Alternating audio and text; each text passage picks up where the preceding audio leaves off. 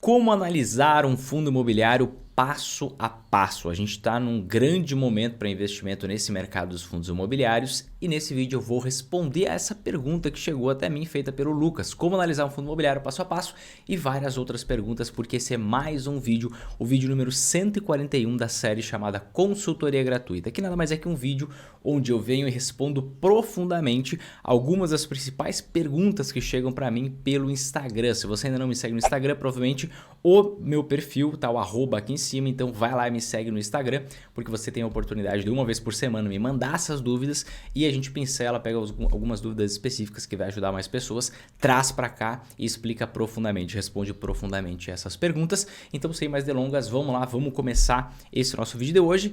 Um aviso antes, se você já assiste esse quadro há bastante tempo e você sabe que o conteúdo aqui vai ser profundo, toca aqui embaixo em gostei, tá? Te inscreve no canal e ativa o sininho, porque isso ajuda muito a gente a conseguir ajudar outras pessoas, tá bom? Obrigado por isso, você que já curtiu e já se inscreveu no canal. E agora vamos responder a pergunta do Lucas. Primeira pergunta de hoje: como analisar um fundo imobiliário? Eu vou te mostrar o passo a passo, eu peço que você preste muita atenção agora. Pegue um material de anotação, seja um material físico, seja um bloco de notas que você abra, mas presta muita atenção. O primeiro passo para você analisar um fundo imobiliário é você saber qual é o seu objetivo com esse fundo imobiliário. Como assim o objetivo? Bom, você pode querer ter ganho de capital com fundos imobiliários, ou seja, comprar um fundo imobiliário por um determinado valor, um preço da cota e vender por um valor maior futuramente, tá? Ou você pode querer um ganho de renda, que é justamente a maior vantagem do mercado de fundos imobiliários, até porque esses rendimentos que caem na sua conta isentos de imposto de renda todo mês, eles são 100% isentos e não devem ser tributados, mesmo com todas as propostas que existem por aí. Por quê? Porque alguns desses fundos imobiliários eles investem em investimentos de renda fixa, os chamados fundos imobiliários de papel. Então eles investem em LCI, eles investem em CRI. E se você tributar os fundos imobiliários e não tributar LCI e CRI, o que vai acontecer? Ninguém mais vai investir em fundo imobiliário de papel. É melhor investir diretamente nessas LCIs, nesses CRIs. E aí você quebra um funding do mercado imobiliário brasileiro, né? Então você acaba tirando muita atividade, por isso que eu acredito que os fundos imobiliários não vão ser tributados, né? Então, eu tendo essa ótica, que justamente é a ótica do investidor sempre em alta, usar esse rendimento mensal dos fundos imobiliários, essa renda que pinga na conta, isenta imposto de renda, para a gente pegar e reinvestir onde tem o maior potencial de multiplicação, onde tem o maior potencial até de crescimento dos dividendos. Essa é a grande lógica por trás do investimento em fundos imobiliários, seguindo o nosso método, o método investidor sempre alto. Então, ok, primeiro tem meu objetivo. Meu primeiro objetivo é extrair renda mensal dos fundos imobiliários, tá? Segundo ponto, segunda decisão que eu tenho que tomar. Qual tipo de fundo imobiliário eu vou investir? Acabei de citar para você que existe um fundo imobiliário de papel, né? E existe o fundo imobiliário de tijolo. Então, basicamente, são os dois grandes grupos de fundos imobiliários, papel e tijolo. O que é um fundo imobiliário de tijolo? O que é um fundo imobiliário de papel? Fundo imobiliário de papel é um fundo imobiliário que basicamente tem um gestor ali, ele pega dinheiro com vários investidores, milhares de investidores, e ele compra investimentos de renda fixa atrativos e faz a gestão, faz a análise e a gestão desses investimentos de renda fixa. Então, na verdade, um fundo de papel é um investimento em renda fixa otimizado, porque vai ter uma gestão, vai ter essa isenção de imposto de renda, embora se você acessar diretamente você também vai conseguir, tá? Mas são investimentos de renda fixa ligados ao setor imobiliário. Isso é o fundo de papel. Fundo de tijolo é efetivamente um investimento em imóveis e é o único tipo de fundo imobiliário que eu compro.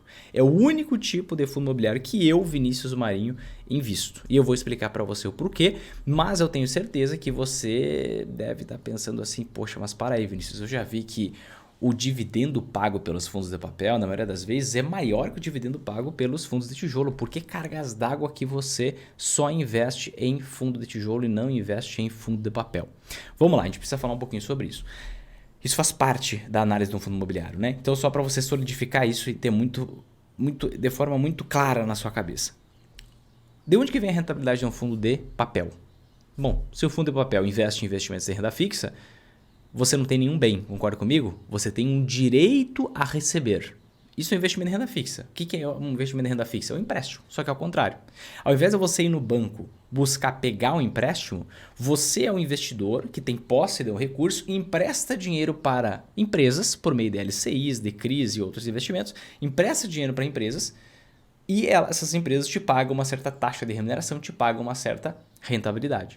Né? Então você não tem nenhum bem, você tem o direito a receber aquele dinheiro que já era seu, só que você emprestou para a empresa. Ou seja, foca comigo, você não tem bem, você só tem direito a receber. De forma que toda a sua rentabilidade ela é oriunda, ela é proveniente dessa distribuição mensal dos dividendos do fundo imobiliário, que é justamente proveniente do pagamento dos juros desses títulos de renda fixa. Tá? Quando a gente olha para os fundos de tijolo, a gente está falando de imóveis físicos, a gente realmente está falando de tijolo, de realidade material e não simplesmente promessas. Logo aqui eu tenho um bem, eu tenho efetivamente um bem, um patrimônio imobiliário. E um erro muito comum de muitos investidores é comparar o dividendo pago de fundos de papel com o dividendo pago por fundos de tijolo. Isso não tem pé nem cabeça. Sabe por quê?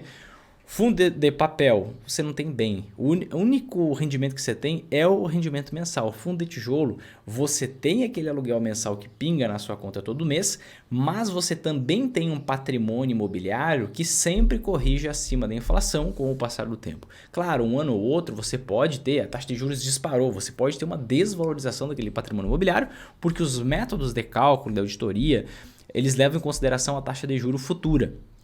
Né, a taxa de desconto apropriada que você traz o fluxo de caixa futuro a valor presente. Algo um pouco complexo, não quero entrar aqui na metodologia de cálculo do fluxo de caixa descontado, que é esse modelo mais utilizado, mas basicamente o que eu quero que você grave nesse momento? Quando a taxa de juros sobe, a expectativa dos juros para o futuro são maiores, o que acontece? A gente tem uma redução no valor daquele patrimônio, no preço dos imóveis, às vezes o mercado imobiliário passa por correção sim. Entretanto, no longo prazo, o próprio FIPZAP já fez estudo com décadas, mesmo com trocas de moedas e tudo mais, a gente vê que os imóveis de forma geral, eles, segundo o FIPZAP, valorizam em média inflação mais 1,5% ao ano. Então, quando você vê lá um fundo de papel pagando 1% ao mês, e você olha um fundo de tijolo pagando 0,8% ao mês, 0,7% ao mês, as chances são altíssimas de que esse fundo de tijolo renda mais no longo prazo que o fundo de papel. Qual é a grande diferença? A rentabilidade no fundo de tijolo vai ser o quê? Proveniente tanto dos dividendos quanto da valorização do patrimônio, quanto da valorização da cota. Por quê? Porque aquele patrimônio imobiliário, ele valoriza com o passar do tempo. Se você for pegar, por exemplo, um fundo super antigo, o próprio HGLG, dá só uma olhada aqui na valorização geral do HGLG desde março de 2011 até agosto de 2023. 442%. Isso por quê? E quando que acelerou, tá? Você vê que acelera a partir de 2016, quando começou o último ciclo de queda na taxa de juros e aí o patrimônio imobiliário ele foi valorizando com o tempo e o preço da cota foi indo atrás. Então um grande erro é você olhar somente para o dividendo, quando você compara fundo de tijolo e fundo de papel. Quando a gente pega locais, né, países mais maduros com esse tipo de investimento, como por exemplo Estados Unidos, vou compartilhar com você aqui uma apresentação que eu fiz para os meus mentorados da mentoria Lince, um comparativo, acho que eu passei, aqui um comparativo dos fundos imobiliários americanos, que basicamente são os REITs. Tá? Para você que não sabe, o que é um REIT? Um REIT ele foi o primeiro investimento que surgiu de uma forma muito similar aos fundos imobiliários, mas ele foi o precursor. Na década de 60 foram criados os REITs, na década de 90 foram criados os fundos imobiliários inspirados nos REITs americanos. Tá? E basicamente a estrutura jurídica é diferente, tá? O potencial de crescimento de um REIT é maior que o de um fundo imobiliário, tá? Porque um REIT, por exemplo, ele é uma empresa, é uma ação. Tá? Na verdade, um REIT é uma categoria de ação. Só que é uma empresa que tem que ter um determinado percentual, pelo menos 75% dos seus ativos ligados ao setor imobiliário, tem uma série de pré-requisitos e ela é categorizada como esse tipo de ação que é um REIT. Um REIT pode pegar dívida, pode pegar empréstimo, o fundo imobiliário não, ele só pode fazer alavancagem. Então, o fundo imobiliário tem um potencial de crescimento menor. Entretanto, a gente tem uma janela de tempo muito maior para análise. E quando a gente olha, por exemplo, aqui, a performance dos equity REITs nos Estados Unidos de 1972 até 2019, a gente vê que quem investiu $100 em equity REITs, que seriam os equivalentes aos fundos imobiliários de tijolo, cada $100 investido se transformou em cerca de 17 17 mil dólares. Quando eu olho para os mortgage REITs, que seriam os equivalentes aos fundos imobiliários de papel, ou seja, empresas que compram títulos de dívidas de outras empresas ligadas ao setor imobiliário, a gente vê uma performance muito menor. A gente vê um investimento feito em 72 de 100 dólares que se transformou em pouco mais de 1.000 dólares. Né? E por que isso acontece? Porque o dividendo é maior, entretanto, você não tem valorização do patrimônio imobiliário. Né? Se você considerar que a valorização do patrimônio imobiliário, por exemplo, no Brasil tem a média da inflação mais 1,5%, a nossa média da inflação historicamente é 6%, então é 7,5% de valorização do patrimônio mais os dividendos. Hoje você encontra fundos de tijolo pagando 8, 9, 10% de dividendos. Então, num retorno composto, numa rentabilidade composta, numa rentabilidade geral, num fundo de tijolo você conseguiria ter uma rentabilidade de 15,5%, 16,5%, 17,5%, vai depender do fundo imobiliário que você conseguir. Aí você vai buscar um fundo de papel que paga esse dividendo, 15%, 16%, 17%. São aqueles fundos de papel high yield. O que são fundos de papel high yield? São aqueles fundos imobiliários que emprestam dinheiro para empresas ultra arriscadas, que têm dívidas, que são, por exemplo, que pagam 15% mais inflação, ou seja, pagam 20% de juro, só que quando a inflação vai lá para cima, vai para a faixa dos 10%, o juro da dívida fica em 25%. Quais empresas de grande porte têm 25% de margem? É difícil. Geralmente as margens das empresas maiores, como elas escalam bastante, são muito menores. Então é muito mais fácil as empresas quebrarem e gerar esse mesmo movimento que a gente percebe no exterior, tá? Que é inclusive perdas em fundo de tijolo, perdas consideráveis, em fundos de papel, perdão, perdas consideráveis aqui, mesmo não tendo patrimônio. O que é normal, a gente ter ciclos, né, de desvalorização do patrimônio imobiliário e tudo mais, mas a gente vê aqui, ó, não tem patrimônio, só tem bens e tem desvalorização. Por que tem desvalorização? Porque tem esses pepinos aí que podem aparecer com o passar do tempo. Então, quando eu entendo essa lógica, bom, fundo de papel, por mais que tenha um dividendo maior, a rentabilidade, principalmente no exterior, que a gente tem uma janela de longo prazo para analisar, é menor. E o meu risco é maior. Olha que doido.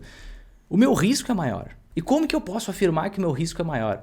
Simplesmente, primeiro ponto, porque um fundo de papel ele não tem bem, ele só tem direito a receber. Esse é o primeiro ponto. Tá? Um fundo de tijolo, você tem um bem, tem um patrimônio imobiliário. Então, por exemplo, se uma empresa quebra, fundo de papel, se uma empresa quebra, o fundo imobiliário vai recorrer para tentar entrar na massa falida da empresa, vai tentar conseguir as garantias lá daquele empréstimo que ela fez e tudo mais, vai virar uma bola de neve sem cabeça, vai demorar muito tempo, como infelizmente é assim que funciona a nossa justiça no Brasil. Quando você tem o fundo de tijolo, se tem alguém inadimplente, algum inquilino, o que vai acontecer? Com o tempo ele vai ser despejado, vai entrar um novo inquilino e acabou. O patrimônio imobiliário bem continua ali. No fundo de papel, você pode perder patrimônio. Aqui não, o seu patrimônio imobiliário continua ali porque ele é um bem. Não é só um direito a receber. Então você tem um risco menor. Outro ponto de mensuração de risco é você olhar a volatilidade. Quando a gente olha para o cenário americano, que tem um horizonte de tempo maior, olha só. Os mortgage REITs eles têm uma volatilidade de 28% e têm um retorno de 6% ao ano. Médio. Um retorno composto. Tá? Os equity REITs têm uma volatilidade menor de 18% e um retorno que é o dobro dos mortgage REITs no longo prazo. Então a gente consegue perceber que há mais rentabilidade e menos risco nos fundos de tijolo, quando a gente olha para a rentabilidade composta, total, geral, no longo prazo, e no fundo de tijolo, e comparando com o fundo de papel, que tem um dividendo maior, mas mais risco e menos retorno composto. Ah, Vinícius, como é que você pode fazer essa afirmação que no Brasil é igual? Bom, se a gente analisa o contexto geral e faz essa conta simples, 7,5% de valorização do patrimônio imobiliário, mais 8, 9 ou 10 de distribuição de dividendos, a gente já chega à conclusão que vai ser 15, 16, 17% de retorno composto. São pouquíssimos, raríssimos os fundos de papel que pagam isso, então a gente chega numa conclusão meio óbvia aqui, né? Mas, com o tempo, isso vai ficar ainda mais claro, porque daqui a alguns anos, talvez algumas décadas, eu vou trazer um gráfico similar sobre a situação do Brasil aqui para vocês, similar a essa comparação dos equity REITs e dos mortgage REITs, tá? Então, o primeiro passo, definir meu foco ao investir em fundo imobiliário. Segundo passo é eu definir qual tipo de fundo imobiliário eu vou comprar. Definir que eu vou investir somente em tijolo, como é a minha filosofia, por exemplo. Vinícius, você é muito radical. Hoje as pessoas são muito frágeis, né? Vocês confundem radicalismo com convicção. Como a maioria das pessoas que investem na bolsa não sabem exatamente o que estão fazendo, elas vão lá e pulverizam, diversificam absurdamente. E aí vocês acham que vocês são bam por fazer isso. Não, isso é falta de convicção, é falta de conhecimento. Então não critique como radicalismo, é só convicção, tá? Entendendo o tipo de fundo imobiliário, entendendo o seu objetivo, agora a gente vai para os setores. Então, ok, vou investir somente em fundo imobiliário de tijolo.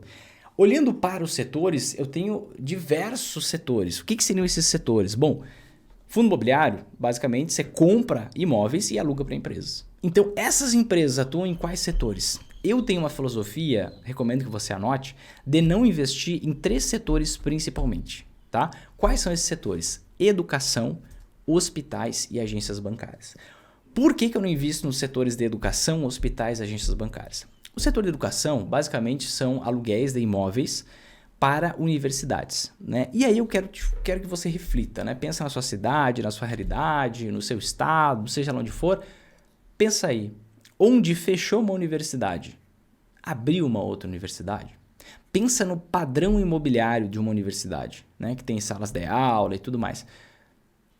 É um padrão muito específico, são salas específicas, corredores, etc e tal, que você não consegue adaptar para um outro segmento, né?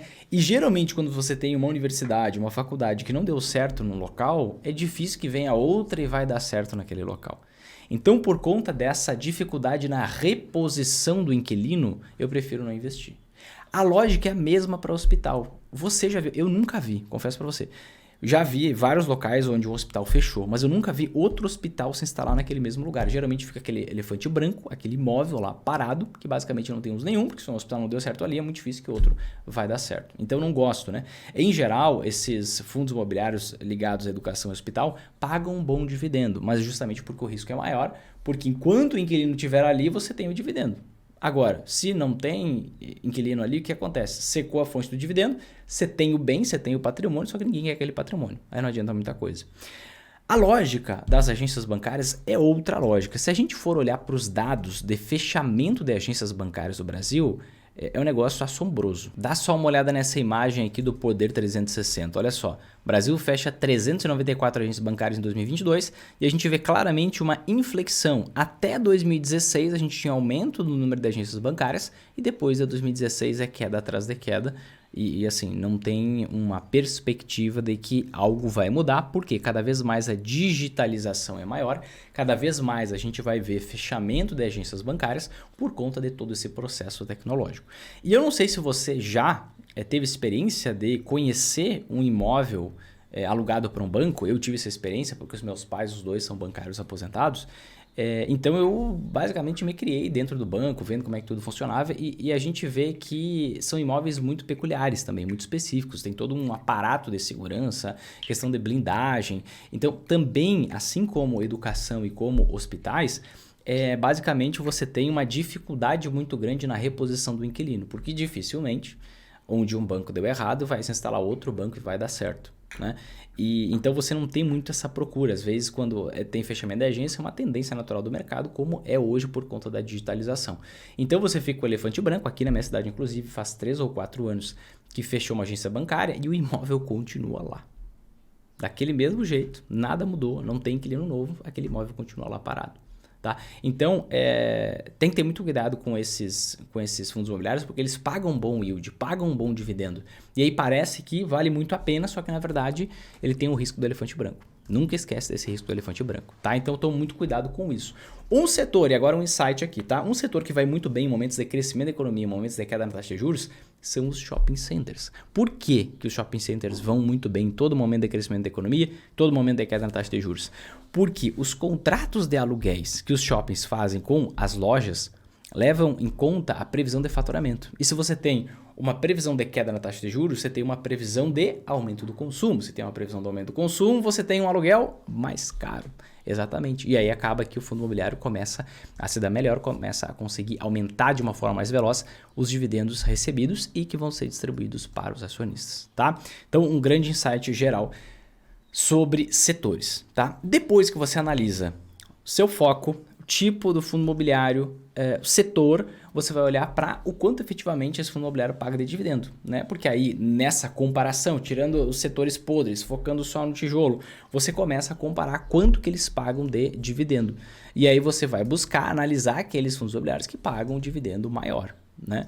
Essa é a grande lógica, porque daí que vem a maior parte, ou ao menos a metade, do seu rendimento. Outra coisa que você tem que se atentar muito é para liquidez, tá? O quantos cotistas tem nesse fundo imobiliário, como que tá ali na hora que você vai comprar o fundo imobiliário, o volume de compras e vendas. Poxa, tem alguém querendo comprar uma cota por R$100, alguém querendo vender por 150. Não pensa só na hora de comprar, pensa na hora de vender. Quando você quiser vender e o preço estiver 150, para conseguir você vai ter que diminuir para 100. Ah, Vinícius, eu não quero vender. Nunca diga nunca. Se surgir, Deus o livre, não quero que isso aconteça, mas surge uma doença na sua família, você precisa de patrimônio para pagar um tratamento, você tem que vender. Então nunca diga nunca em relação a isso. Então tem que ver a liquidez, tem que ter um bom volume de inquilinos, tem que ter um bom volume de negociação diária. O preço não pode estar muito distante entre quem está querendo comprar e quem está querendo vender, então você tem que cuidar dessa liquidez também. Outra coisa muito importante, que talvez seja o mais importante nos imóveis, principalmente falando aqui de logística, galpões logísticos e lajes corporativas. Galpões logísticos são basicamente centros de distribuição, onde se guarda estoque das empresas e tudo mais, algo muito necessário, principalmente com e-commerce. E lajes corporativas são escritórios, né? É localização, é muito importante localização. Adianta alguma coisa você ter um centro de distribuição lá no meio do nada? Puxa, talvez o inquilino queira sair de lá para vir mais próximo de uma capital, né? E aí mais próximo da capital, basicamente vai ter um giro muito maior, porque a maior concentração de pessoas está na capital e com e-commerce muito forte, comércio eletrônico muito forte, você precisa ter essa celeridade, né? Você gosta muito de receber uma encomenda que você fez pela internet rápido. Então, quanto mais próximo de centros urbanos, de metrópoles, melhor. E a questão das lajes corporativas e escritórios, você tem que ver muito como que anda o mercado, né? Vamos pensar em escritórios no Rio de Janeiro, estão sofrendo pra caramba há muito tempo por conta da violência.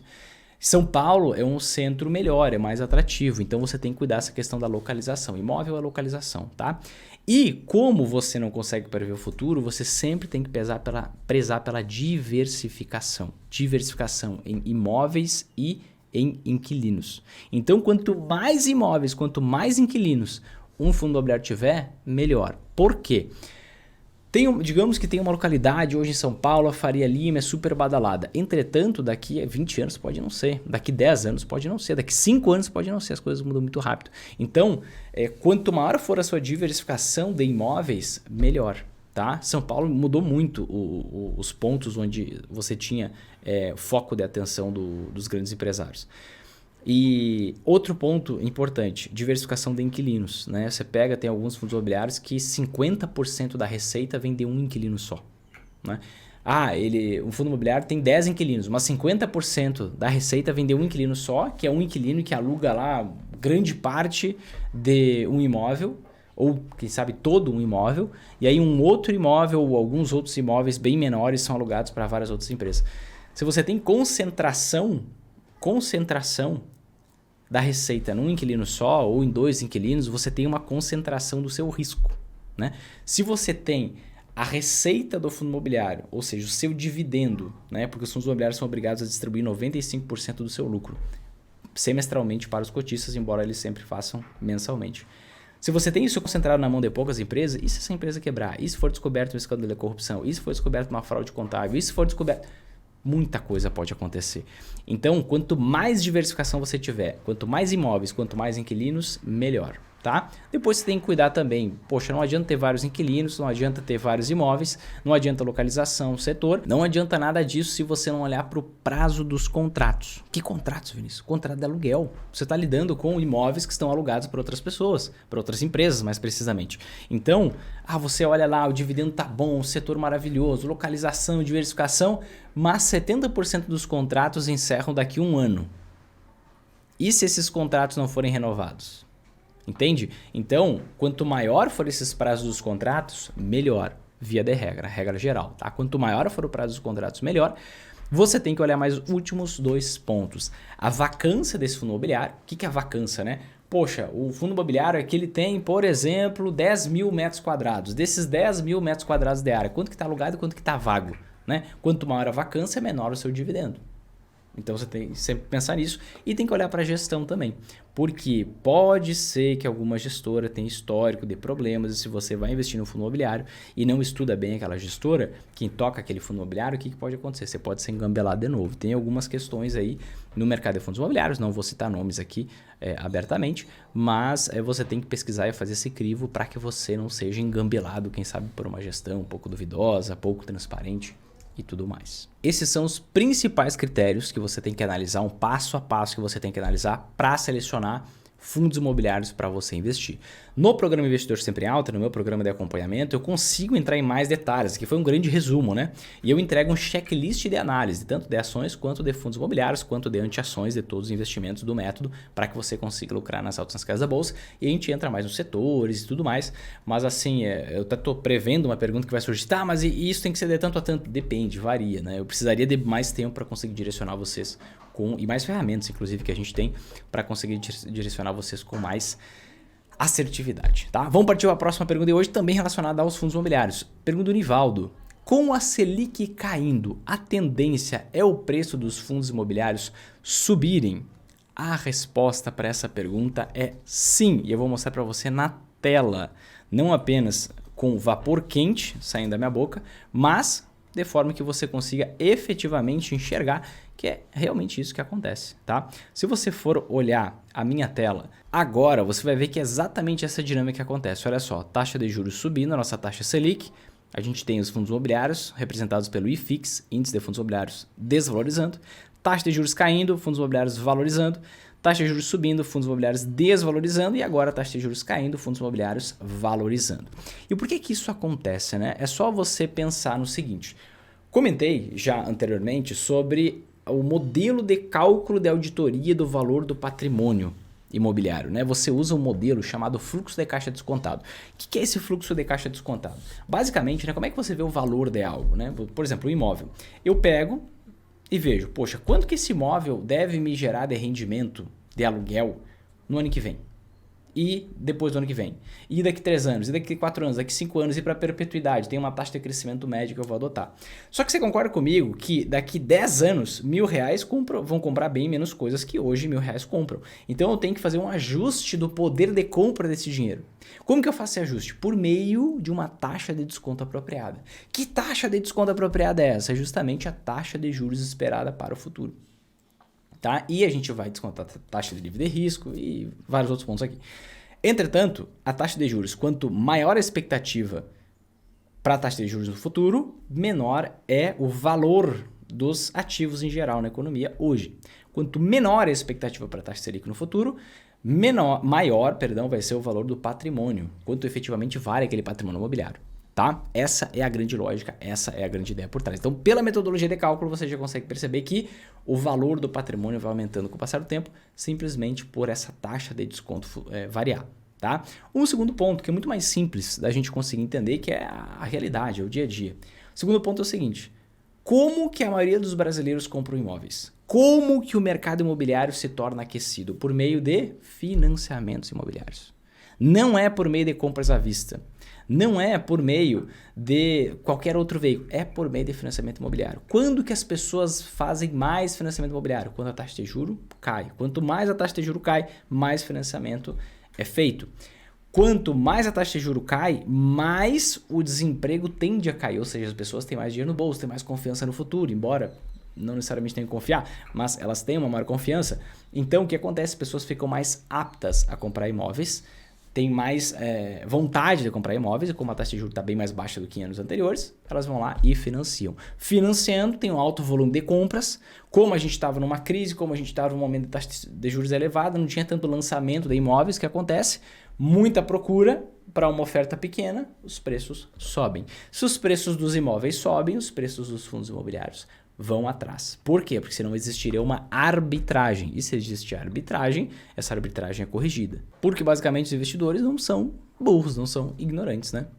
Mas o grande ponto é esse. Taxa de juros caindo sempre faz com que a tendência seja de fundos imobiliários para cima.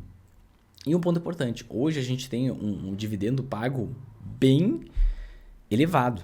em relação ao preço atual dos fundos imobiliários. Daqui a pouco os preços dos fundos imobiliários devem estar num patamar muito superior e com isso os dividendos pagos em relação ao preço que você vai pagar pela cota do fundo imobiliário vai estar bem menor. Então, investir na bolsa agora é muito importante, ao invés de você ficar esperando a renda fixa cair, porque tem um terceiro efeito aqui, olha só. Por que? Um outro fator, né? Por que os fundos imobiliários também valorizam tanto em quedas na taxa de juros? A taxa de juros ela é a taxa de referência para os investimentos de renda fixa. Então, se você tem a taxa de juros caindo, a taxa Selic caindo, CDB, LCI, LCA, até a poupança é impactada por isso. Todos os investimentos da economia eles passam a render menos, investimentos de renda fixa. E aí, os rentistas que estavam lá investindo em renda fixa, estavam lá contentes com seu 1% ao mês, acabou a mamata de 1% ao mês. Eles precisam fazer alguma coisa. Qual é o primeiro mercado, o mercado com menos volatilidade que existe no mundo da renda variável, onde você consegue ali 8, 9, 10% líquido, isento de imposto de renda? Fundos imobiliários. Então, fundos imobiliários é como se fosse uma rodinha, né? Uma bicicleta com rodinha para você ir para a bolsa, para você ir para as ações e depois para você ir para as anti-ações.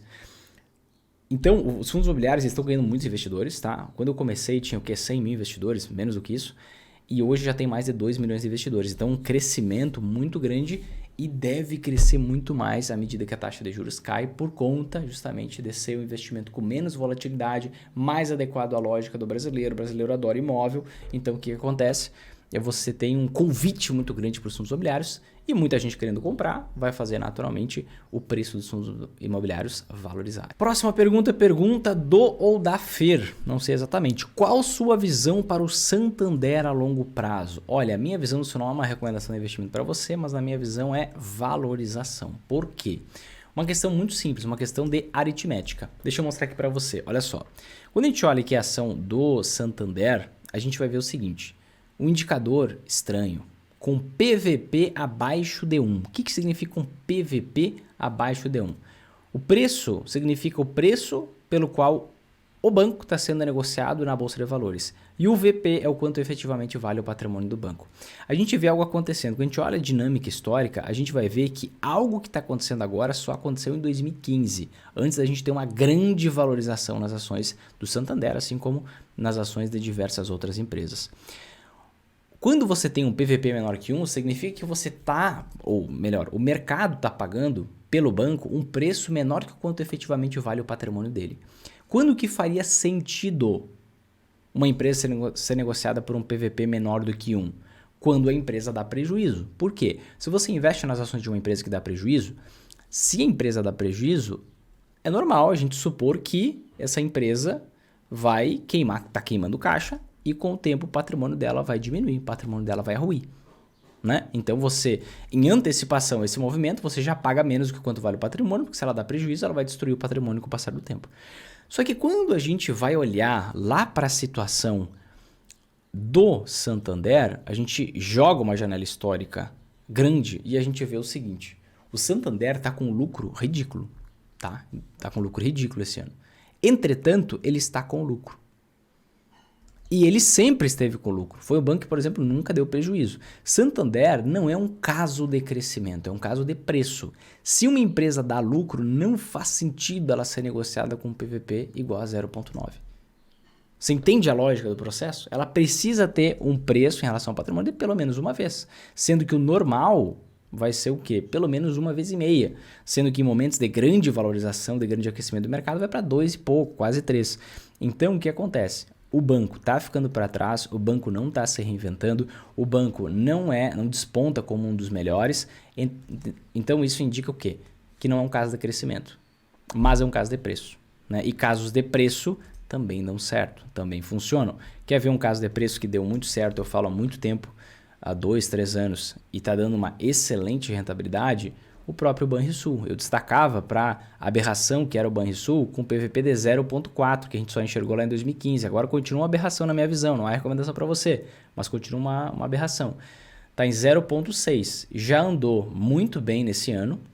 Né? Se a gente for olhar aqui, ó, do fim do ano para cá, são 60% da valorização e tem muito mais espaço, na minha visão, para melhorar. Poxa, é o caso de um banco que cresce lucro assustadoramente como Itaú, como Banco do Brasil? Não. Você pode ver que o lucro de 2023 também está michuruca. Entretanto, não faz sentido ter um preço tão baixo, tá? Tem ações que são ações de crescimento e tem ações que são ações mais com uma base de preço, que esse preço está tão ridículo que a empresa não precisa melhorar em nada, pode inclusive piorar que o preço tem que subir. Essa é a grande lógica por trás do Santander na minha avaliação, tá bom? Próxima pergunta de hoje, Nomad e Inter são boas opções para investimento no exterior? Então posso investir no exterior pelo Banco Inter ou pela Nomad? Olha, você pode, entretanto, eu invisto pela Avenue, não tenho nenhuma parceria com eles, não sou pago, nem amigo de ninguém para precisar falar isso ou não tenho rabo preso, sou totalmente independente, tá? Eu prefiro fazer investimentos pela Avenue, embora a gente pague uma taxinha maior na hora de fazer a conversão do câmbio do real para o dólar, na Nomad e no Banco Inter vai ser menor, mas é por conta de toda a facilitação em declaração do imposto de renda. Quando você passar por essa situação de cálculo e declaração de imposto de renda no exterior e você tiver que fazer na mão, você vai ver que vale a pena ter esse custo a mais.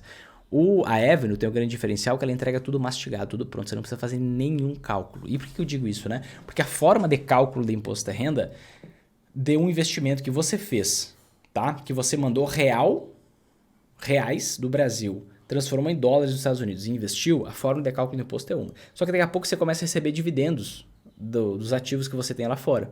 Inclusive de ETF. ETF paga dividendo lá fora. Então você pode investir em stocks, em ações, em REITs, que são os fundos imobiliários, os primos deles lá nos Estados Unidos.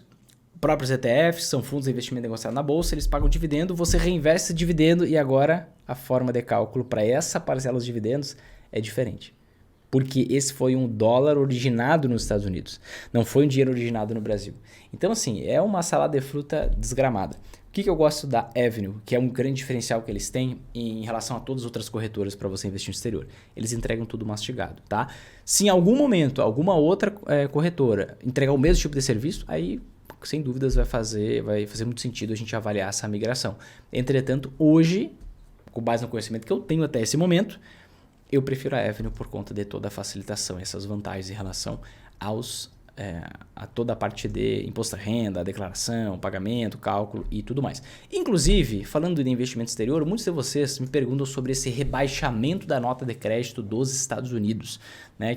Isso aconteceu uma vez na história, em 2011, e agora aconteceu de novo em 2023. E eu quero saber de vocês, manda aqui embaixo nos comentários. Você gostaria que eu fizesse um vídeo sobre a minha visão sobre esse rebaixamento da nota de crédito por parte dos Estados Unidos, se ainda vale a pena investir no exterior, se tem mais risco agora, o que aconteceu, o que gerou tudo isso. Se você quer, manda aqui embaixo nos comentários desse vídeo, porque daí eu pego todo um apanhado geral, minha visão, o que eu efetivamente estou fazendo, compilo tudo isso em um vídeo e publico para vocês, tá? Manda aqui, quero, ou se você não quiser, não precisa comentar exatamente isso, tá bom? Se fez sentido esse vídeo aqui para você, se te ajudou, toca aqui embaixo em gostei, compartilha com 5 amigos, te inscreve no canal e ativa o sininho para você não perder os próximos vídeos que são divulgados diariamente.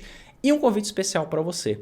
Se você quer aprender como lucrar tanto nas altas quanto nas quedas da Bolsa de Valores continuamente, tanto no Brasil quanto no exterior, está começando agora, nos próximos dias, um evento online, gratuito e sem enrolação, onde eu vou mostrar exatamente o passo a passo que os meus, hoje milhares de alunos, seguem para conseguir ter esse tipo de resultado. Para você se inscrever é muito simples, é só você tocar num link que vai estar aqui embaixo na descrição do vídeo, certo? Você vai para uma página, insere seu e-mail, entra na comunidade no WhatsApp, onde seu número está protegido, fica na comunidade, porque a gente vai mandar os links somente pela comunidade. Então, se você não estiver na comunidade, você não vai ter acesso a tudo que a gente tem para proporcionar nesse evento, tá bom? Ou você deixa sua oportunidade passar e fica aí surfando as valorizações enquanto elas acontecem, mas tem muitos riscos no horizonte que podem fazer toda essa festa, essa queda na taxa de juros, essa alta nas ações, fundos imobiliários ser interrompido. Tá na tua mão, você que decide. O link tá aqui embaixo, o convite está feito, tá bom? Quero te ver junto com a gente nesse evento, mas a decisão é sua. É isso? Um abraço, te vejo no próximo vídeo e até mais.